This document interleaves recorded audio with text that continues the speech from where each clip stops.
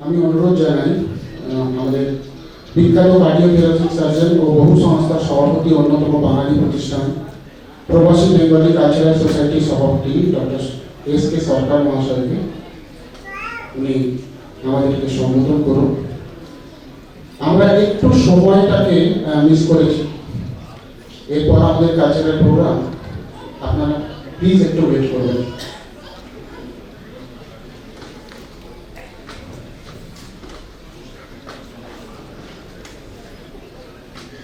নমস্কার। আজকের যে প্রোগ্রামটা হচ্ছে তার বিষয়ে আমার আগে যারা যারা বললেন তারা সবকিছু বলে দিয়েছেন। আমাদের চিফ গেস্ট কালীচরণজি এতটা আশ্বাসন দিলেন যে যদি আপনাদের জমি চাই আপনারা চেষ্টা করেন আমি দিব।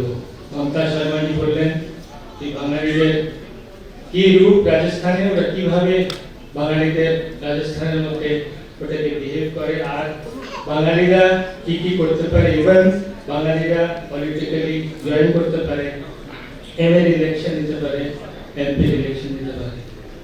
আমি সাধুবাদ জানাই, ধন্যবাদ জানাই বেঙ্গলি সমাজ রাজস্থানের পদাধিকারীদের, মোস্টলি মেনলি মিতালিকে আর তার টিমকে যে এত সুন্দর কাজ করেছে। আর আপনাদের এত সকলকে, এত ভিড় হবে আমাদের এক্সপেকটেশন ছিল না, আমরা ভাবছিলাম না এতটা ভিড় হবে, কিন্তু এটা শো করে, এটা দেখায় যে বাঙালিরা একজুট হয়ে এক ছাদের তলে যদি এসে যায় তাহলে আমরা একটা অনেক মজবুত পার্টি, একটা মজবুত ওই হতে পারি। শেষ করার আগে আমি ধন্যবাদ দিতে চাই আশিস মুখার্জিকে। আশিস মুখার্জির এফর্টস আর এদেরই এফর্টস, আজ থেকে 10 দিন আগে আশিস মুখার্জি, সফল আর মিতালি আর টিম আমার কাছে এসেছিল, এরা বললো আমরা এমনি করছি, এটা করতে চাই আর আমাদের সাপোর্ট চাই। তো আমার অনেক খুশি হলো, কিন্তু আমি এটাও ভাবলাম যে আমাদের এখানে 10টা-12টা বাঙালি সমাজ হয়ে গেছে, সো কল বাঙালি সমাজ, 10টা-12টা পূজা হয়, কি আমরা একসাথে একজুট হয়ে এমনি করতে পারি, আমাদের একটা জায়গা হোক, একটা কালীবাড়ি, একটা দুর্গাবাড়ি হোক, আর আমরা কি করতে পারি এই বিষয়ে। সেই জন্য আজকে আমরা এখানে আসলাম। আর সব সোসাইটির থেকে জয়পুরে যারা যারা দুর্গা পূজা করছেন এখানে, তারা সকলে এখানে উপস্থিত আছেন। আর it is the best effort of Ashish Mukherjee, ওর টায়ারলেস এফর্টের জন্য এই যেটা আপনারা আজকে যে ভিড় দেখছেন, সব দেখছেন, সেটা এখানে এসছে। And I congratulate you plus all the executive members of Bengali Samaj, যেটা আপনারা আমরা নতুন তৈরি করেছি, তাদের জন্য অনেক ধন্যবাদ, সাধুবাদ। আর আমি মানি যে আমরা নিকট ভবিষ্যতে নিশ্চয়ই কিছু করব। আমি ধন্যবাদ দিতে চাই সেনগুপ্ত দাকে, যিনি এসেছেন দিল্লি থেকে, তার টিমকে, and I welcome them and I assure you from Bengalis of Jaipur we will be together, we will join you and আমরা একসাথে সব করব। ধন্যবাদ।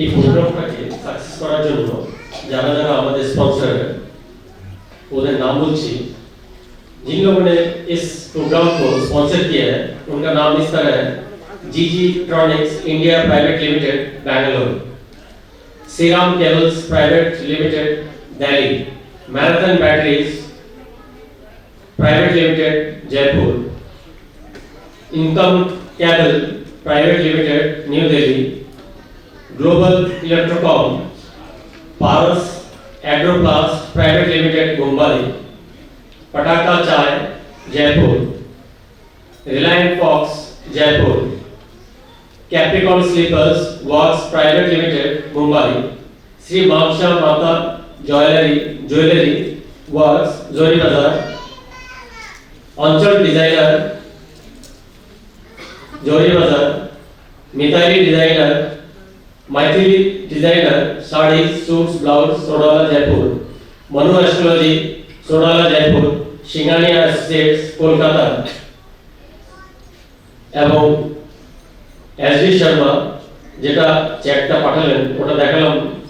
আর সবচেয়ে বড় ধন্যবাদ, সবাই একবার হাত তালি দিয়ে ওনাকে বলবেন, অঞ্জন গোস্বামী দা এবং মানস গোস্বামী দা যেনারা অসংখ্য ধন্যবাদ, ওনাদের আশীর্বাদে এই জয়পুরের হয়তো আমরা সবাই গোবিন্দজি মন্দিরে যাই, উনি আমাদের মঞ্চে বসে আছেন, আর ওনার আমরা অনেক অনেক প্রণাম জানাই। এবং আপনি এত ব্যস্ত থাকার সত্ত্বেও আপনি এখানে এসেছেন, সেই জন্য আমি অনেক চিরকৃতজ্ঞতা কমিটির পক্ষ থেকে। এবার শেষে আমি গুরু মহন্ত মঞ্জুর গোস্বামী মশাইকে আমি অনুরোধ জানাবো এসে একটু আমাদের আশীর্বাদ দিয়ে দিতে মিনিটের জন্য।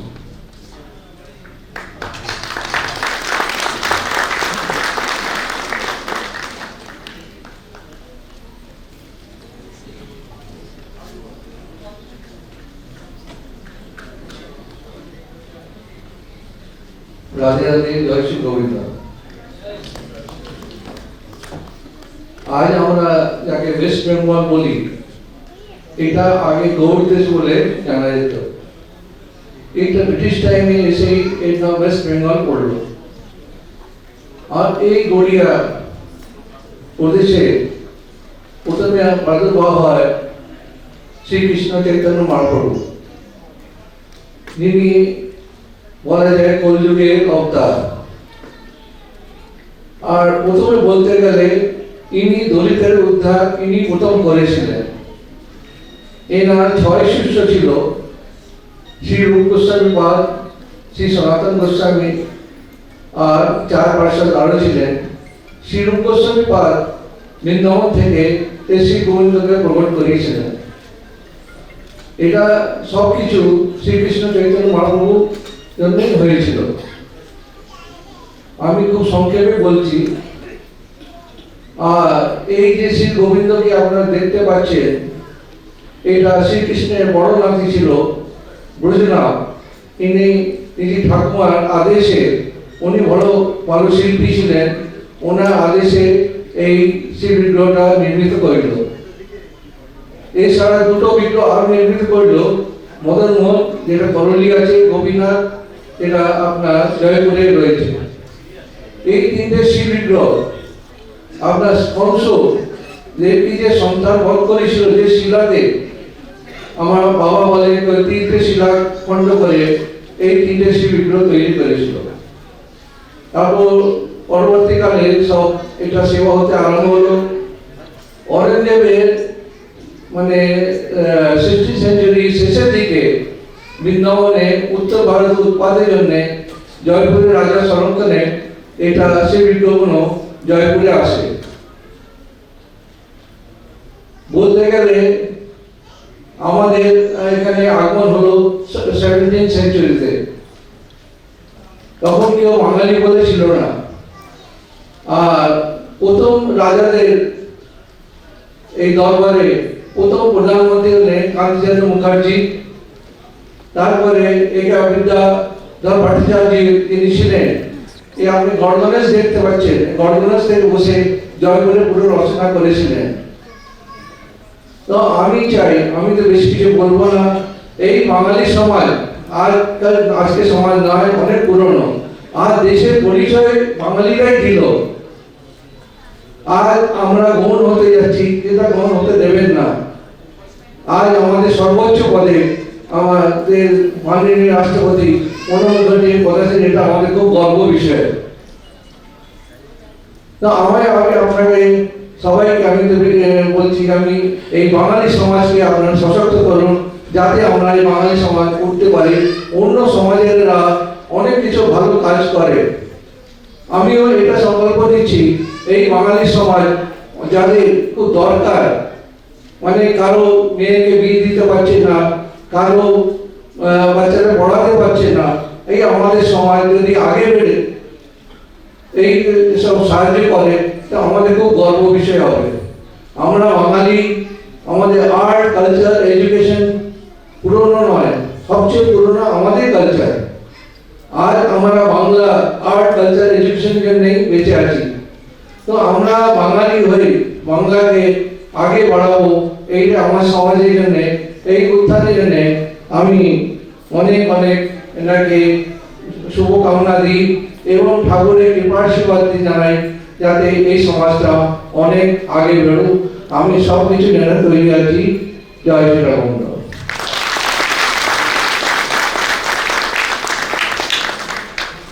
আজকে আমাদের শেষ বক্তা শ্রী রামকৃষ্ণ মিশনের মহারাজ, আমি অনুরোধ জানাবো আপনি আমাদের সামান্য কিছু বলুন, প্রোৎসাহিত করুন।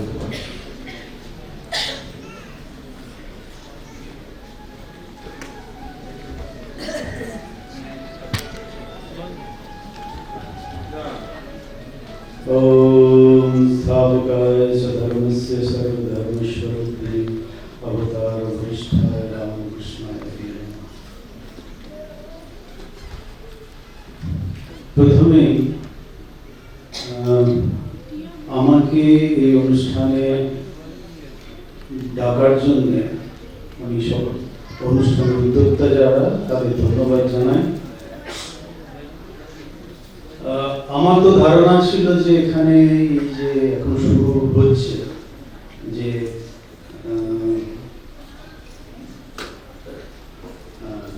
বেঙ্গলি সমাজ রাজস্থান ওয়েলফেয়ার সোসাইটি, এটা হয়তো আগে থাকতেই আছে। যখন শুনলাম আমি ব্যক্তিগতভাবে আমার একটা ইচ্ছা ছিল যে এখানে আসার, যদিও ঠাকুর একটু ঘুরিয়ে এদিক ওদিক করে আনলেন, হয়তো আমি 5:30টায় পৌঁছে যেতাম। যাই হোক, ওটা ভালোই হলো। এই যে একটা উদ্যোগ, আমি বিশেষ করে বলবো যে কোনো উদ্যোগ বা যে কোনো কিছু যদি চালু করতে হয়, মহৎ উদ্দেশ্য চালু করতে হলে কিছু লোককে স্যাক্রিফাইস করতে হয়, মানে আত্মদান করতে, আত্মবলিদান, বা নিজের অহংকার, নিজের সময়, বা এইগুলো স্বামীজি বলছেন, স্বামী বিবেকানন্দ বলছেন যে সিদ্ধার্থ সরকার যে নেতা হতে চায় তাকে অনেক কিছু স্যাক্রিফাইস করতে হয়। তো এই অনুষ্ঠান, এই যে সমাজে যে বাঙালি সমাজ ওয়েলফেয়ার সোসাইটি শুরু করা হচ্ছে, এর যারা উদ্যোক্তা, আমার বিশেষ একটা অনুরোধ রবে, তারা জানেনও যে তাদের কিন্তু অনেক কিছু স্যাক্রিফাইস করতে হবে। আজকে যে বীজ পোঁতা হলো, সাধু রামকৃষ্ণদেব বলছেন যে যখন ছোট চারা হয় তাকে বেড়া দিতে হয় যাতে ছাগল গরু না নষ্ট করতে। যারা নিয়েছেন, যারা উদ্যোক্তা, যারা এই প্রচেষ্টা আগে এসেছেন যে এরকম একটা মহৎ উদ্দেশ্য নিয়ে একটা সংগঠন চালু করা হচ্ছে, বা তাদের বিশেষ করে অনেক স্যাক্রিফাইস করতে হবে। কারণ দেখুন, একটা যে কোনো কিছু নতুন ভালো জিনিস শুরু করতে গেলে প্রথমে অনেক কিছু বিরোধ হতে পারে। কেউ বলবে না এটা ঠিক নয়, কেউ বলবে ঠিক নয়, নানা জনের নানা মত থাকে, সেটা শুনতে হবে। শুনে নিজের যে আমাদের যে উদ্দেশ্যটা আছে এই সমাজ তৈরি করার জন্য, সেই উদ্দেশ্যটাকে সামনে রেখে সেটার জন্য এগিয়ে যাওয়ার জন্য লক্ষ্য ঠিক থাকবে। এই নানা রকম ডিস্টারবেন্স আসতে পারে, সেটা দ্বারা প্রভাবিত হলে চলবে না। এখন চারাটাকে যাতে ময়ূরে পরিবর্তিত হতে পারে এক সময় গিয়ে, তার জন্য যারা উদ্যোক্তা তাদের বিশেষ করে চেষ্টা করতে হবে। এই হলে ভবিষ্যতে এই যে আজকের যে বীজ বোটা বোয়া হলো, সেটা এক সময় গিয়ে মহিনুরে বা বড় গাছে পরিবর্তিত হবে। তখন আর এত বেড়া দেওয়ার দরকার হবে না, তখন এটাকে চালিয়ে নিয়ে যাওয়ার দরকার হবে। যে কোনো জিনিস শুরু করতে গেলে তার একটা লক্ষ্য থাকে, সেই লক্ষ্যটাকে প্রাপ্ত করতে হলে আমাকে কোন রাস্তায় যেতে হবে, কিভাবে যেতে হবে, গাইডলাইন চাই। সেই গাইডলাইনটা একটা তৈরি করা, উদ্দেশ্য থাকবে, সেই উদ্দেশ্যটাকে নিয়ে আগে যেতে হবে। আর রামকৃষ্ণ পরমহংসদেব বলছেন শিব জ্ঞানে জীব সেবা। আমরা যখন একটা সেবা কার্য করবো, সেবা 3 রকম হয়। একটা হচ্ছে যে নিজের ভোগ সুখের জন্য একটা সেবা, আর একটা হচ্ছে সাধারণভাবে কোনো উদ্দেশ্য ছাড়াই অনেক সময় আমরা সেবা করি, লোকে ভালো বলবে এরকম। কিন্তু রামকৃষ্ণ পরমহংসদেব এবং স্বামীজির কথা আমি জন্য বলছি, বাংলা থেকে এরা উঠেছে। যা কিছু এই দেশকে লোক রাস্তা দেখিয়েছে কিন্তু বাংলা থেকেই। দেখুন, বড় বড় সংস্থা তৈরি হয়েছে, এটা ভারত সেবা সংঘ হোক, রামকৃষ্ণ মিশন হোক, বা অন্যান্য যারা সংস্থা আছে, রাস্তা দেখিয়েছে ঠিকই। কিন্তু আমরা খানিকটা এগিয়ে, এখন যেন মনে হচ্ছে আমরা এদিক ওদিক হয়ে যাচ্ছি, একত্র হতে পারছি না, বা ইউনাইটেড নই, বা একটা রাস্তা। স্বামীজি বলছেন যে এই অর্গানাইজেশন যে রামকৃষ্ণ মিশন আমরা বিশেষ করে বলি যে আমাদের বড়দের আজ্ঞা পালন করা খুব দরকার। ওই জন্য আমাদের যে ট্রাস্টিরা যারা বলছে এরকম করতে হবে, আমাদের আগে সেটা ফলো করে এগিয়ে যাওয়া, নাহলে সবাই সবার মত দিতে থাকবে কি এই ওদিকে যাবে ওদিকে যাবে। এই যে একটা নেতাকে বা একটা উদ্দেশ্যকে সামনে রেখে এগিয়ে যাওয়া, কাজ করার মানসিকতাটা আমাদের মধ্যে হয়তো অনেকটা কমে এসেছে, আমাদের মধ্যে আছে, কিন্তু সেই জন্য লক্ষ্য যে একটা নতুন উদ্দেশ্য নিয়ে শুরু হলো, এটা যেন দুদিনে নষ্ট না হয় বা আমরা যাতে নষ্ট না করে ফেলি সেটা লক্ষ্য রেখে উদ্দেশ্যটাকে সামনে রেখে যারা আছে, যারা এই উদ্যোক্তা বা যারা এটাকে আগে নিয়ে যেতে চায় তারা নিজেরা স্যাক্রিফাইস করবে আর বাকি লোকেরা তাকে সহায়তা করবে, তবেই এটা আমরা লক্ষ্যটাকে প্রাপ্ত করতে পারবো। না হলে কি হয়, একটা সংস্থা থেকে যাবে। তার যে উদ্দেশ্য নিয়ে আমরা শুরু করলাম সেই উদ্দেশ্যটাকে সম্পূর্ণ হবে না। দেখুন রামকৃষ্ণ মিশনের কথা আমি বলছি কারণ আপনারাও সব জানেন, একটা অর্গানাইজেশন এত বছর ধরে চলছে আর বেড়ে যাচ্ছে, নানা দেশে নানা জায়গায় আরো প্রভাব বিস্তার করছে, যেটাকে বলে সেন্টার আরো বাড়ছে। কারণ কি, তার কোনো কিছু একটা আদর্শ আছে, আর আদর্শটাকে ফুলফিল করার জন্য কিছু ডেডিকেটেড নিজের জীবনকে সমর্পণ করে দেওয়ার মানসিকতা নিয়ে ঈশ্বর লাভ তো ঠিক আছে, এই রামকৃষ্ণ মিশন বা রামকৃষ্ণ পরমহংস দেব এসে একটা নতুন রাস্তা দেখিয়েছে। নাহলে আগে জমানায় ছিল জঙ্গলে গিয়ে ঈশ্বর লাভের জন্য চেষ্টা করতো, এখন না, এই কমিউনিটির জঙ্গলে থেকে লোকের সেবার মাধ্যমে নিজের জীবনে ঈশ্বর লাভ করো, ভগবান লাভ করো, পূর্ণতা লাভ করো, ঠিক আছে, তোমাকে এটা করতেই হবে। এই জন্য অর্গানাইজেশনের যে কাজকর্ম এটাকে আমরা অ্যাকসেপ্ট করেছি, ওর জন্যই এই অর্গানাইজেশন এত থেকে বৃহত্তর হচ্ছে, অ্যাডমিনিস্ট্রেশন আছে। এইরকম কোনো একটা লক্ষ্যকে আমরা প্রাপ্ত করতে হলে বা লক্ষ্যটাকে ফুলফিল করতে হলে কিছু নেতা থাকবে, তার পেছনে আমরা যাব, তার যা গাইডলাইন সেটাকে আমরা মানব, না হলে আমরা এদিক ওদিক ডিস্টার্ব হয়ে যাবো, এ বলবে এদিকে চলো ওদিকে চলো। আর আমরা আজকে যে উদ্দেশ্য নিয়ে এইটা প্রতিষ্ঠিত হলো, বীজটা ছিল হলো, প্রথমে আমরা সবাই চেষ্টা করবো এটা যাতে বড় হতে পারে তার জন্য চেষ্টা করব, শারীরিক, মানসিক, বৌদ্ধিক আর যে আর্থিক সহায়তা দিয়ে এটাকে এই অর্গানাইজেশন সংস্থাটাকে আরো বড় করা, শক্তিশালী করার চেষ্টা করব। তাহলে একদিন দেখবো যে আমিও উপকৃত হব। দেখুন, সমাজে থাকতে হলে আমাদের কিছু স্যাক্রিফাইস করতে হয়, আমার সবকিছু আমার যারা আছে, ভোগ সুখের সব ব্যবস্থা আছে সেসব তো আমরা করবোই, করার সাথে সাথে অন্যের জন্য নিজেকে কতটা স্যাক্রিফাইস করলাম সেটা একটা, নাহলে জন্ম হলাম, মরে গেলাম, সবকিছু হলো, নিজের জন্য যা কিছু করার করলাম, কিন্তু দেশের জন্য, সমাজের জন্য আমাদেরও একটা দায়িত্ব থাকে। যেমন একটা বাঙালি সমাজের জন্য আমাদের যেমন দায়িত্ব আছে, এই দেশের জন্য আমাদের দায়িত্ব আছে। প্রথম পরিচয় আমরা বাঙালি, কিন্তু প্রথম পরিচয়টা হওয়া উচিত এই দেশ, আমরা এই ভারতবর্ষ আমাদের দেশ, এই দেশের নাগরিক আমরা, দেশের প্রতি দায়িত্ব আছে। কিন্তু দেশের প্রতি দায়িত্বের সাথে সাথে আমাদের যেমন একটা আমাদের ছোট ইউনিট থাকে, বাড়ি থাকে, ছেলে মেয়ে, ঘর সংসার নিয়ে থাকে, তাদের প্রতি একটা দায়িত্ব থাকে। সেই দায়িত্ব ধীরে ধীরে বাড়তে বাড়তে নিজেকে বিস্তার করো, আর এই দেশ আমার, এই সমাজ আমার, এই জাতি আমার, ওইভাবে নিজেকে সমর্পণ করা, অন্যের জন্য নিজেকে ডেডিকেট করা, নিজেকে যে বললাম স্বামী বলছেন আত্মসত্তা, তো অন্যের জন্য নিজেকে যেটুকু বলে সমর্পণ করে দেওয়া। আমরা এক রাস্তায় চলছি সন্ন্যাসী, অন্যের জন্য নিজেকে ডেডিকেট করেছি গৃহস্থ ধর্ম।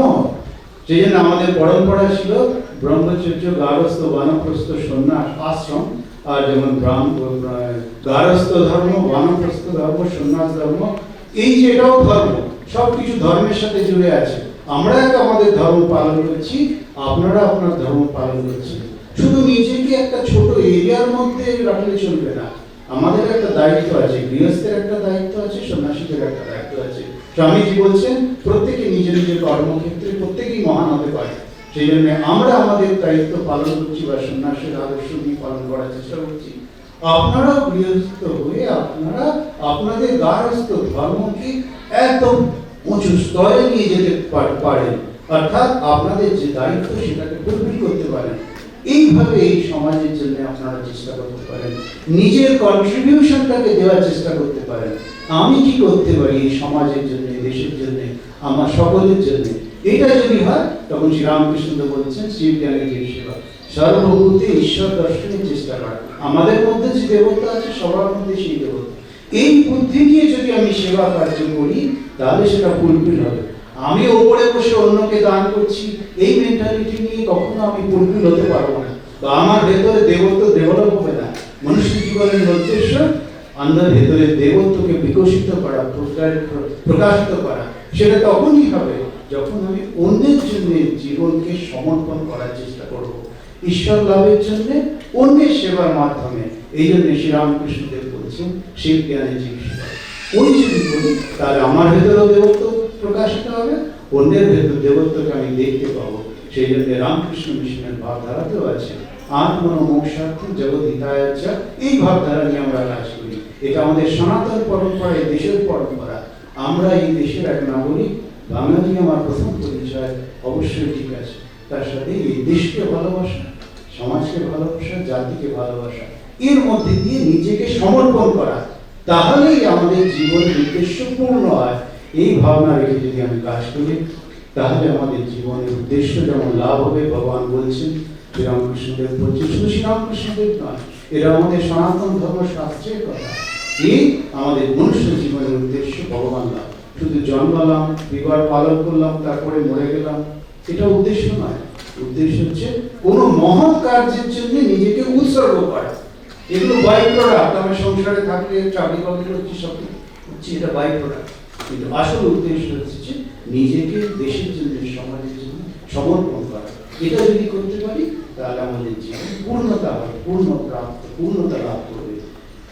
এইটুকু বলে আজকে যারা আমাকে, যে উদ্যোক্তারা আমাকে অবসর দিয়েছেন, যদি আমার জানা ছিল না যে কিছু বলতে হবে, আর সবাই বাঙালি আছেন, আমি আশা করি সবাই বাংলা বোঝেন, নিশ্চয়ই বোঝেন।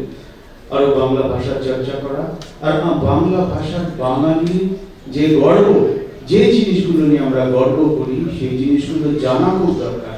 নিজেকে জানা, নিজের ভাষা, জাতি সবকিছু জানাকে খুব দরকার। তাহলে কি হয়, ওই ভাষার প্রতি, জাতির প্রতি প্রেম, ভালোবাসা জন্ম। না হলে কি হয়, এখানে এসে গেছি আমরা, হয়তো এখানেই বহু বছর জন্ম হয়েছে, এখানেই আছি, এখানের মতো হয়ে গেছি, খারাপ কিছু না। কিন্তু যে আমার অরিজিনটা, সেটা জানলে তার প্রতি ভালোবাসা, প্রেম জন্মায়। সেটার চেষ্টা করবেন। আর আজকে আমি বলবো যে খুব ভালো লাগছে আমার এখানে এসে, এতজন দেখছি। আর আমার তো মনে হয় যে যারা এই বাঙালি ভাবনার সাথে জোড়া যে সমস্ত অর্গানাইজেশন আছে, সেই অর্গানাইজেশনকে পুষ্ট করা, সেটাও একটা আমাদের দায়িত্ব। তাহলে